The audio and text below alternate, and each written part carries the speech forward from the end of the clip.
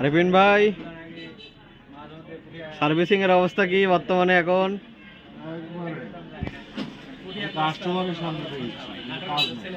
কাজ নাই ভাই, ফুটা থাললে পথের মধ্যে বসা লাগবে নাকি?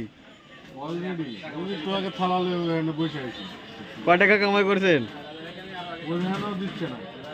ইরে আল্লাহ, লিং পক। মোহন সাহেব কয় টাকা বনি করছেন?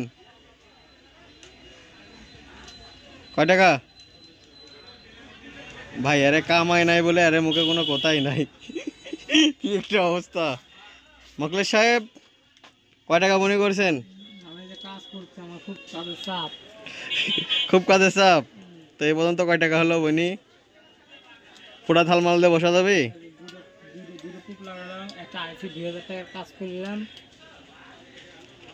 ভাই আপনি তো অনেক বড় লোক, আপনার মধ্যে ঠেঙে চুমা খাই। সার্ভিসিং এর বর্তমানে এখন যে অবস্থা, মানে পথে বসা লাগবে একটা অবস্থা।